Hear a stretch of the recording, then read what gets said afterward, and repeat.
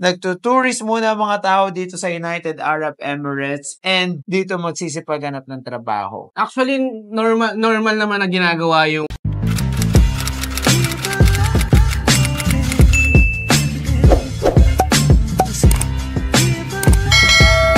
Hi everyone, my name is Kuya Well and my name is Mark. yes, so we are from ABA or Albaba Labia, Documents Clearing Services. yes. So for today's video, ano ba Mark ang topic natin na pag-uusapan? Ang topic natin ngayon ay about direct hire from the Philippines. Yes. At yun ang may mga itatanong ko sa inyo. Naka-ready yung mga questionnaire ko sa inyo. Okay, which is good kasi napakarami naming client na gusto talagang magsipag-hire from the Philippines to United Arab Emirates pero hindi alam kung paano ang proseso at kung ano ba yung mga documents na kakailanganin. Kaya unang tanong, ano nga ba ang direct hire? So, direct hire process kasi, mas okay siyang ginagawa kaysa yung mga normal or typical practices natin mga Filipino kasi ang ginagawa natin, alam mo ba kung ano? Nagtutourist muna mga tao dito sa United Arab Emirates and dito magsisipaghanap ng trabaho. Actually, normal naman na ginagawa yung pwede ka naman talaga maghanap ng trabaho kahit tourist visa kasi dito sa Dubai. UAE, oo. Pero, syempre, Hindi siya legal sa mata ng Pilipinas. kaya nga, Dito, syempre, pag nakita ka, bibigyan ka ng employment visa. Pero, ang problema is, paano kung may mangyari sa yung masama? Iko-cover ka ba ng government natin? So, syempre, hindi kasi wala ka pang OWA, wala ka pang OEC. So, kailan ba nagiging legal ang pagkakaroon ng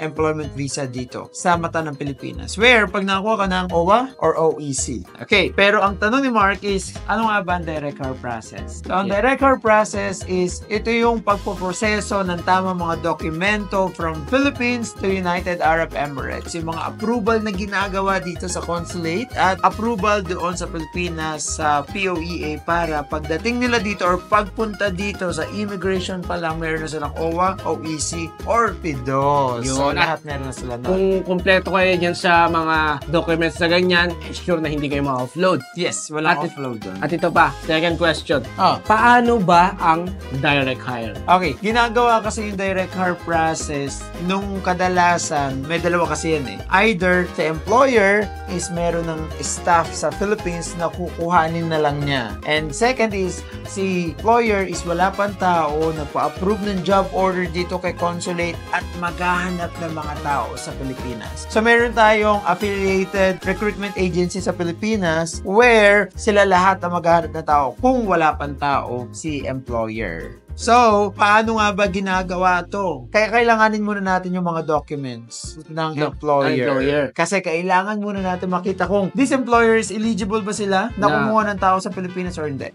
Kung magiging eligible lang tong employer na to, kung meron silang, for example, meron silang physical office. Yes, Diba? that's the most important. Kasi you know what, nauso talaga dito before, dati ang freelance. Kasi ang freelance, floating lang ang trade license, walang physical office, at pwedeng pa-approve sa consulate kumuha ng tao sa Pilipinas. Pero walang trabaho dito. Talagang kumbaga in-sponsor na ng company. Pero, ngayon nag-fit kasi si consulate. So talagang kailangan, if you're going to someone from the Philippines, ano ba ang mga documents na kakailanganin natin? So sinabi mo kanina is yung Physical office. So, kailangan may eagery or tenancy contract sila doon. So, kailangan, ang license is hindi pa ma-expire. Pag nearly expire, hindi rin nila ina-accept. Kailangan, merong passport, visa, Emirates ID tayo na kopya ng kanilang employer. Kung sino lang yung nandoon sa trade license or, kunyari mo, hindi available yung nasa trade license kasi nasa ibang bansa. Kasi madami siyang business. Kahit sinong staff, as long as merong SPA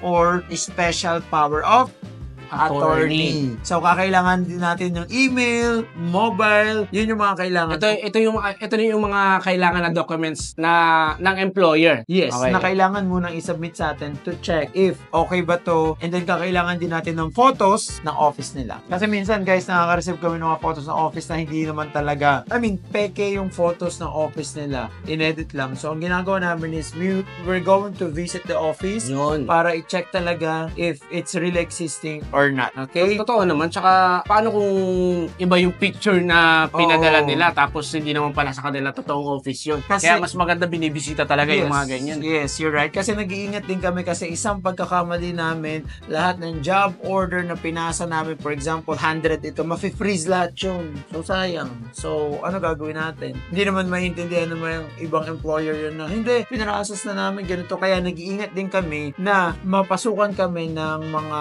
hindi totoong company. Or else, yung mga ginagawa nila is, kunyari mo hinar-as ganito pero DH pala. Hindi pwede yun. So, tinitingnan din namin kung ano yung magiging work ng tao dito. Tama. Kasi Yan nga, yung kailangan ng kailangan sa quota. Yun ba yun? yung quota is the position Yun doon sa company. Pero, depende pa rin yung, for example, binigyan sila ng secretary position. Pero may agreement pala sila na DH sila dito. So, bawal din yun. Hindi pwede. Saka dapat naka-align ang salary nila doon sa, sa consulate bracket na kung magkano yung magiging salary nila, or else hindi rin ma-approve. And after that, pag na-receive na natin yung lahat ng documents, meron na ang susunod doon is sign and stamp ng signatory. It's either kung sino yung nasa trade license or yung sabi ko nga, may SPA na under doon sa company. Yun. So, medyo malinaw na yan sa inyo lahat, ha? So, syempre, pag na-sign and stamp na yung lahat ng documents, dadalhin natin ngayon yan, ipapasa natin sa consulate. At dapat meron tayong kasama isang staff from doon sa company nila under din ng Emirates ID. At alam mo ba kung ilang days ang proseso dito sa consulate pag pinasa na natin? Yan, alam ko yan. Ilan? 7 to 10 working days. You are right. Kasi dito sa consulate, by the way, ang total processing na makarating dito yung tao is minsan nasa 1 month to 1.5 month. Kung meron mga holidays, minsan max is nasa 2 months. Pero 7 to 10 working days dito sa consulate, huwag tayong malilito doon. Hindi 7 to 10 working days, nandito na yung tao. Approval lang yung sa consulate and then after nun, papadala natin yung original documents sa Pilipinas. Pag na-receive na ng